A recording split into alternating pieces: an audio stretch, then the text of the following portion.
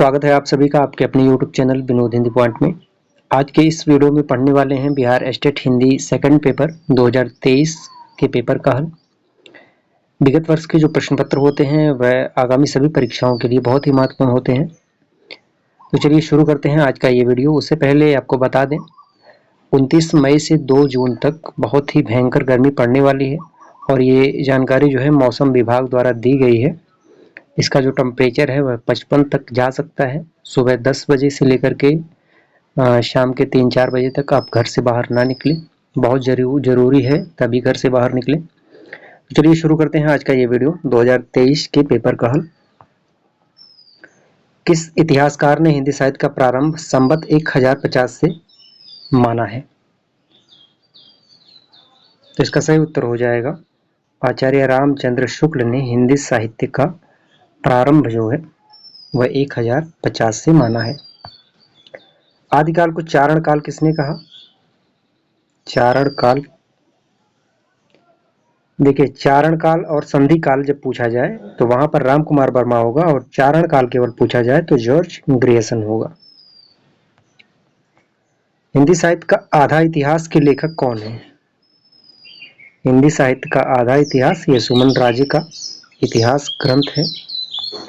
आचार्य रामचंद्र शुक्ल ने आदिकाल का विवेचन और नामकरण कुल कितनी पुस्तकों के आधार पर किया? तो 12 पुस्तकों के आधार पर आचार्य रामचंद्र शुक्ल ने आदिकाल का विवेचन और नामकरण किया। हिंदी साहित्य के उत्तर मध्य काल का प्रवृत्ति के आधार पर आचार्य रामचंद्र शुक्ल ने क्या नामकरण किया? उत्तर मध्य काल व प्रवृत्ति के आधार पर आचार्य रामचंद्र शुक्ल ने रीतिकाल नाम दिया। रीतिकाल को कलाकाल किसने कहा? रीतिकाल और आदिकाल के नामकरण से संबंधित 3 से 4 प्रश्न पूछे गए थे और इस बार भी 3 से 4 प्रश्न से ज्यादा ही पूछे जाएंगे, तो आप नामकरण को अच्छे से याद कर लीजिएगा। रीतिकाल को कलाकाल कहने वाले हैं रमाशंकर शुक्ल रसाल। संतन को कहा सीकरी शोकाम प्रस्तुत पद के रचयिता कौन है? संतन को कहा सीकरी, कुंभन दास की ये पंक्ति है। कुंभन दास को अकबर जब सीकरी बुलाते हैं तो यह पंक्ति कुंभन दास कहते हैं, खिन्न होकर के, नाराज होकर के यह पंक्ति कहते हैं। चंद बरदाई के उस पुत्र का नाम बताएं जिसने पृथ्वीराज रासो के पूर्ण करने का कार्य किया। तो पृथ्वीराज रासो अपूर्ण था, इसे पूर्ण करने का कार्य उनके पुत्र जलहड़ ने किया। हिंदी साहित्य का प्रथम इतिहास किस भाषा में लिखा गया? हिंदी साहित्य का प्रथम इतिहास यह फ्रेंच भाषा में लिखा गया। गारसा द तासी का इस्तवार द ला लित्योर इंदु ये हिंदुस्तानी। आदिकाल को बीजोपन काल किसने कहा? देखिए नामकरण से संबंधित कितने प्रश्न पूछे जा रहे हैं। तो महावीर प्रसाद द्विवेदी ने आदिकाल को बीजोपन काल कहा है। सूरदास किस भाषा के कवि हैं? सूरदास वात्सल्य रस के सम्राट के रूप में इन्हें जाना जाता है। यह ब्रज भाषा के कवि हैं। किस आलोचक ने रीतिकाल को कलाकाल कहा? रीतिकाल को कलाकाल कहने वाले हैं रमाशंकर शुक्ल रसाल। संदेश रासक कितने प्रकरण में बटा है? संदेश रासक यह अब्दुल रहमान की रचना है और यह जो है 3 प्रकरण में बटा है। प्रश्नों को आप अच्छे से देखते जाइएगा क्योंकि इसमें से 2-3 प्रश्न 2024 की परीक्षा में पूछे जा सकते हैं, जिसकी परीक्षा जून माह में प्रस्तावित है। अंधेर नगरी नाटक के रचयिता कौन है? तो अंधेर नगरी यह भारतेंदु हरिश्चंद्र का प्रहसन है। निम्न में से खड़ी बोली में लिखा गया प्रथम महाकाव्य कौन सा है? तो खड़ी बोली में लिखा गया प्रथम महाकाव्य है अयोध्या सिंह उपाध्याय हरिऔध का प्रिय प्रवास 1914 ईस्वी में।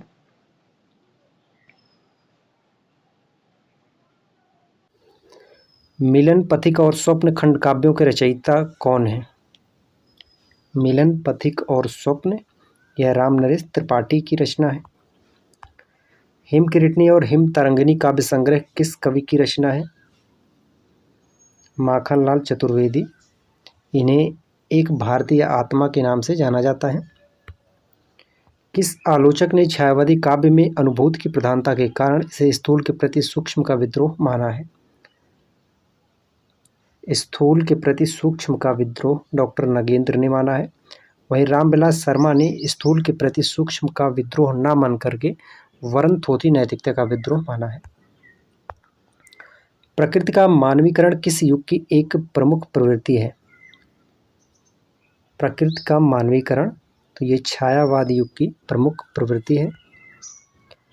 अंधा युग किसकी रचना है? अंधा युग गुनाहों का देवता ये धर्मवीर भारती की रचना है। सूरज का सातवां घोड़ा। अशोक के फूल निबंध के रचनाकार कौन है? तो अशोक के फूल जो है यह हजारी प्रसाद द्विवेदी का है। सरदार पूर्ण सिंह विख्यात हैं। सरदार पूर्ण सिंह इन्होंने 6 से 7 निबंधों की रचना की। यह जो है निबंधकार के रूप में विख्यात हैं। जन्मेजय का नागयज्ञ के रचनाकार कौन है? जन्मेजय का नागयज्ञ यह प्रसाद की रचना है। प्रश्न बहुत ज़्यादा कठिन नहीं पूछे गए हैं। चंद्रगुप्त नाटक की नायिका कौन है? सिलेबस में जितने भी नाटक, कहानी, उपन्यास, निबंध, कविताएं लगी हुई हैं उन सभी को पढ़ना है। चंद्रगुप्त नाटक की नायिका है कार्नेलिया। चारणदास चोर किसकी नाट्य कृति है? चारणदास चोर जो है यह हबीब तनवीर की नाट्य कृति है। महाभारत की कथा पर आधारित नाटक कौन सा है? महाभारत की कथा पर आधारित नाटक है अंधा युग धर्मवीर भारती का। महादेवी वर्मा ने किस रेखाचित्र में कल्पवास की स्मृतियों को अभिव्यक्त किया? ठकुरी बाबा, ये महत्वपूर्ण है। प्रेमचंद की जीवनी कलम के जादूगर के रचनाकार कौन है? कलम के जादूगर, कलम का सिपाही, यह दोनों पूछा जाता है। तो कलम के जादूगर के रचनाकार हैं मदन गोपाल। कलम के सिपाही ये अमृत राय का है। माटी हो गई सोना इनमें से किस लेखक का रेखाचित्र संकलन है? माटी हो गई सोना यह कन्हैया लाल मिश्र प्रभाकर की रचना है। भक्तिन महादेवी वर्मा के किस रेखाचित्र संकलन में संकलित रेखाचित्र है? भक्तिन, तो भक्तिन जो है ये स्मृति की रेखाएं रेखाचित्र में संकलित है। मंटो संबंधी संस्मरण मंटो मेरा दुश्मन के रचनाकार कौन है? संस्मरण रेखाचित्र को भी अच्छे से पढ़ना है। तो मंटो मेरा दुश्मन यह उपेंद्र नाथ अस्क का है। प्रेमचंद की पत्नी शिवरानी देवी कृत प्रेमचंद की जीवनी है। शिवरानी देवी की जो रचना है प्रेमचंद घर में। अग्नि सेतु ये भी पूछा जा सकता है, नजरुल इस्लाम का है। याद हो कि ना याद हो बहुचर्चित संस्मरणात्मक कृति के लेखक कौन है? याद हो कि ना याद हो ये काशीनाथ सिंह का है। कानों में कंगना कहानी का प्रकाशन वर्ष क्या है? राजा राधिका रमण प्रसाद सिंह इसके लेखक हैं और कहानी का प्रकाशन वर्ष है 1913। और इसके जो पात्र हैं नरेंद्र हैं, प्रमुख पात्र नरेंद्र, और किरण है योगीश्वर, किरण के पिता हैं। जर्मन लेफ्टिनेंट को किसने मार गिराया? उसने कहा था, कहानी से संबंधित 2 से 3 प्रश्न पूछे जाएंगे। तो जर्मन लेफ्टिनेंट को जो है लहना सिंह ने मार गिराया। जर्मन जो है वह लेफ्टिनेंट की वेश में आता है, नकली लेफ्टिनेंट बन करके, और लहना सिंह उसे पहचान लेता है। आरंभिक कहानियों में सर्वप्रथम फ्लैशबैक शैली का प्रयोग किस कहानीकार ने किया? फ्लैशबैक शैली, जिसे हिंदी में पूर्व दीप्ति के नाम से जाना जाता है, और इसका सर्वप्रथम प्रयोग करने वाले हैं चंद्रधर शर्मा गुलेरी। इनकी कहानी उसने कहा था में प्रयोग हुआ है। गुलरी काकी और मुनरी किस कहानी के पात्र हैं? गुलरी काकी और मुनरी जो है यह पंचलाइट कहानी के पात्र हैं। पंचलाइट कहानी का जो नायक है, जो प्रमुख पात्र है, वह गोधन है। मुनरी जो है यह गोधन की प्रेमिका है। गोधन एक गीत गाता है, सलीमा का गीत, जिस पर गांव वाले जो है गोधन को पंचायत से निष्कासित कर देते हैं, उसका बहिष्कार कर देते हैं, उसे गांव से जो है निकाल देते हैं। पंचलाइट को कौन जलाता है? तो पंचलाइट को गोधन जलाता है। पंचलाइट गांव में आ जाती है लेकिन जलाने वाला कोई नहीं होता है, तो मुनरी जो है वह अपनी सहेली कनेली के कान में कहती है कि गोधन पंचलाइट जलाना जानता है। कहानी का प्लॉट शीर्षक पाठ गद्य की कौन सी विधा है?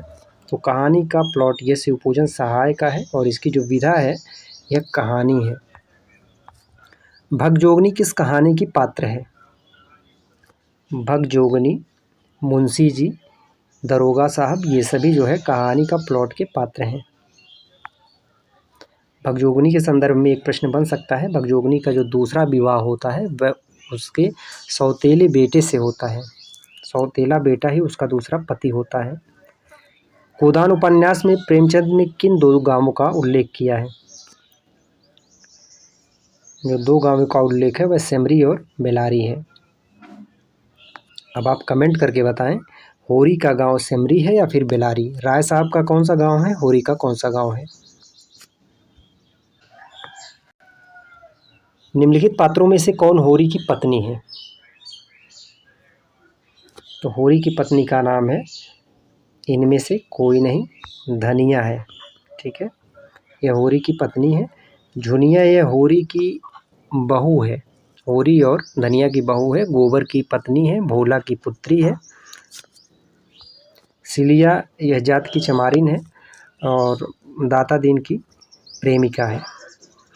गोदान के किन दो पात्रों के बीच सहजीवन लिव इन रिलेशन की झलक मिलती है? तो लिव इन रिलेशन की जो झलक मिलती है वह मेहता और मालती के बीच मिलती है। मेहता ये प्रोफेसर हैं दर्शन शास्त्र के। पूछा जा सकता है प्रोफेसर मेहता किस विषय के प्रोफेसर हैं? तो दर्शन शास्त्र के हैं। मैं इस सिद्धांत का समर्थक हूँ कि संसार में छोटे बड़े हमेशा रहेंगे और उन्हें हमेशा रहना चाहिए। इसे मिटाने की चेष्टा करना मानव जाति के सर्वनाश का कारण होगा। यह कथन किसका है? लंबा कथन है, तो ये डॉक्टर मेहता का कथन है। गोदान उपन्यास से संबंधित कथन परीक्षा में 1 से 2 कथन तो पूछे ही जाएंगे, चाहे वे विद्वानों द्वारा कहे गए हों या फिर पात्रों द्वारा कथन कहे गए हों। प्रेम सीधी सादी गऊ नहीं खुकार शेर है, वह अपने शिकार पर किसी की आंख भी नहीं पड़ने देता। यह कथन किसका है? तो ये कथन भी प्रोफेसर मेहता का है। मैलांचल में कौन सा चरित्र पात्र तहसीलदार के पद पर है? तो तहसीलदार के पद पर विश्वनाथ प्रसाद मलिक हैं। इसमें सूल भी है, फूल भी है, गुलाब भी, कीचड़ भी, चंदन भी, सुंदरता भी, कुरूपता भी, मैं किसी से अपना दामन बचाकर नहीं निकल पाया। तो ये कथन जो है मैलांचल के विषय में लेखक ने खुद कहा है। फणीश्वर नाथ रेणु का ये खुद का कथन है। मैलांचल में ये कथन कहा गया है फणीश्वर नाथ रेणु के द्वारा। चंद्रगुप्त नाटक का नायक कौन है? चंद्रगुप्त नाटक का नायक है चंद्रगुप्त और नायिका है कार्नेलिया। चंद्रगुप्त नाटक में कितने अंक हैं? जो प्रमुख पात्र हैं और पात्रों के जो कथन हैं, जो प्रमुख कथन कहे गए हैं, उन सबको आप अच्छे से याद कर लीजिएगा। चंद्रगुप्त नाटक की नारी पात्र कार्नेलिया किसकी पुत्री है? कार्नेलिया जो है यह सेल्यूकस की पुत्री है। संसार भर की नीति और शिक्षा का अर्थ मैंने यही समझा कि आत्मसम्मान के लिए मर मिटना ही जीत है। ये कथन किसका है? तो ये कथन चंद्रगुप्त का है। वीडियो ज़्यादा लंबा हो जाएगा, इसलिए आज का वीडियो यहीं पर समाप्त करते हैं। शेष प्रश्नों को अगली वीडियो में लेकर के आएंगे। वीडियो से संबंधित आपका कोई सुझाव हो तो कमेंट करके ज़रूर बताएं। मिलते हैं अगली वीडियो में, तब तक के लिए नमस्कार।